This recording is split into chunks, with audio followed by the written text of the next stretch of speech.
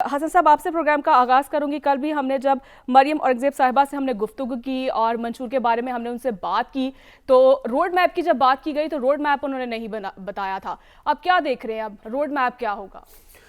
دیکھیں میرے خیال میں پاکستان مسلم لیگ نون نے ایک اگر دیکھا جائے اس کا منشور جو میں نے خود وہاں پر موجود تھا اور باقاعدہ اس کا بغور جائزہ لیا تو مجھے ایسے لگتا ہے کہ مسلم لیگ نون نے بڑی محنت کے ساتھ یہ منشور تیار کیا ہے جس میں ہر پہلو کو انہوں نے ٹچ کیا, ہر سیکٹر کو ٹچ کیا. لیکن اس میں کچھ چیزیں نہیں ہیں جس میں ایس آئی ایف سی کا بتایا جا رہا تھا, وہ اس میں پورے منشور میں کہیں پر ہم نے نہیں دیکھا کہ ان کے معاملات کو اس پروجیکٹ میں شامل کیا جائے. شاید وہ یہ سمجھتے ہیں کہ وہ 13 ماہ کی یا 16 ماہ کی پرفارمنس کو اپنے ساتھ نہیں اٹیچ کرنا چاہتے, چاہے وہ پوزیٹیو تھی یا نیگیٹیو تھی. وہ صرف ایک ہی چیز کو لیتے ہیں کہ ہم نے آئی ایم ایف کے معاملات کو بہتر بنایا. اور دوسرا اگر دیکھا جائے تو اس میں کہیں پر ایسے ہمیں نہیں دیکھنے کو ملا کہ روڈ میپ کسی چیز کا ملا ہو.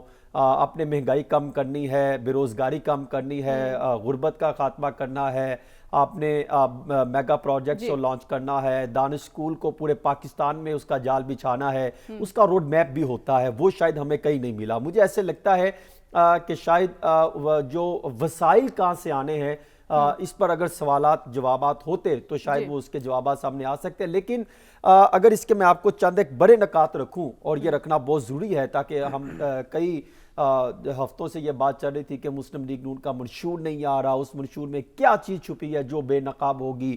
اگر دیکھا جائے تو مسلم لیگ نون کے جو چند ایک چیدہ پوائنٹس رکھتا ہوں کہ مہنگائی میں تاریخی کمی ہوگی. مالی سال 2025 تک 10% کمی کی جائے گی. مہنگائی 4 سے 6% تک لانا 4 سال کا ہدف ہے. 1 کروڑ سے زائد نوکریاں 5 سال کا ہدف ہے. ٹھیک, ہم نے تھوڑا سا 5 سال پیچھے جائیے تو آپ کو 1 کروڑ نوکریاں اس وقت بھی ہم نے سنی تھی, اور آج بھی ہم یہی سن رہے ہیں. اور اقتصادی شرح نمو 6% سے زائد ہوگی. غربت میں 25% کمی ہوگی. بے روزگاری میں 5% کمی ہوگی. فی کس آمدنی $2000 ہوگی.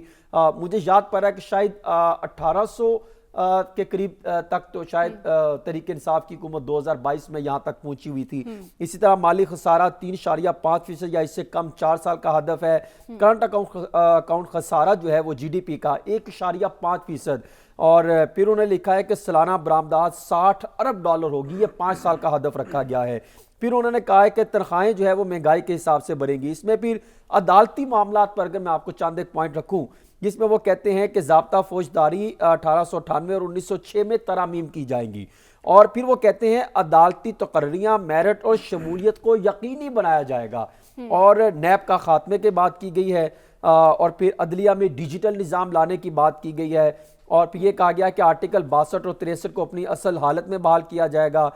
پارلیمان کی جو ہے وہ بالادستی کی بات کی گئی ہے جس کی یہ پہلے بھی نواز شریف صاحب بات کرتے تھے. اور بجلی کے بلوں میں 20 سے 30% کمی. بجلی کی پیداوار میں 15,000 میگا واٹ کا اضافہ.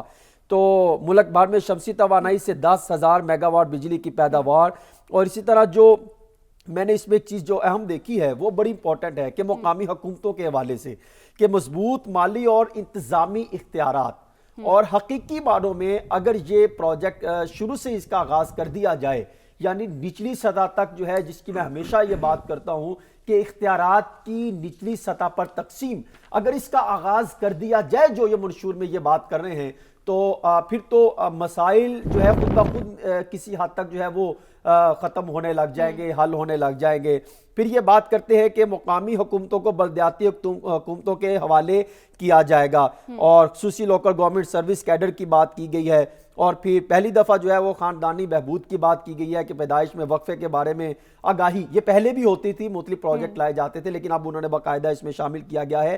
اسی طرح انہوں نے پھر دیگر پروجیکٹس کی بات کی گئی ہے. دیکھیے منشور تو دیکھنے کو مجھے ایسا لگتا ہے کہ شاید آپ کسی ایسے ترقی یافتہ ملک میں بیٹھے ہیں اور وہاں پہ آپ دیکھ رہے ہیں کہ پاکستان میں اربوں ڈالر کی بھرمار ہے, ہم نے کسی کے قرضے نہیں دینے, وسائل کی ہمیں کمی نہیں ہے, حالات ہمارے بہترین اور خوبصورت سسٹم چل رہا ہے.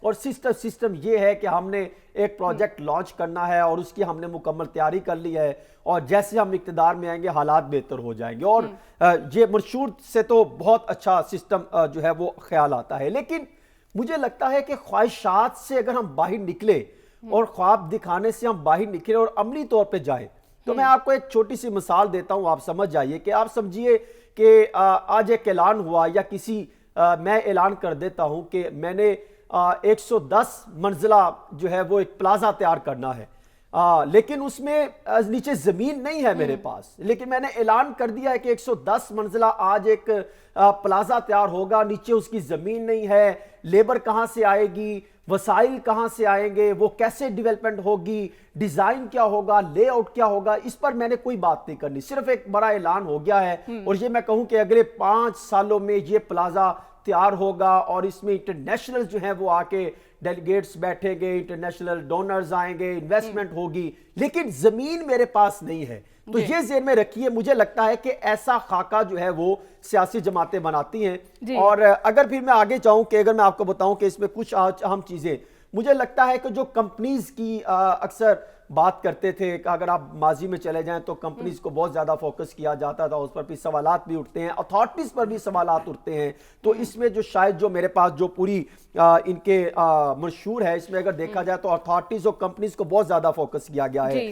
پھر جو بات کرتے ہیں کہ جو ایک اکثر ہوتا ہے نیچر ریٹ آف امپلائمنٹ کی اگر ہم بات کریں تو وہ کہتے ہیں کہ ریٹ آف امپلائمنٹ اگر آپ وہ کہتے ہیں 5 سے 6% پر آ جائے گی, یعنی وہ ایک اکانومی میں ٹرم استعمال ہوتی ہے فل جو ہے وہ فل امپلائمنٹ کی, یعنی اگر کسی بھی کنٹری میں 4 to 5% کے قریب یا 6% کے قریب ہو ان امپلائمنٹ تو آپ اس کے فل امپلائمنٹ میں کور کرتے ہیں.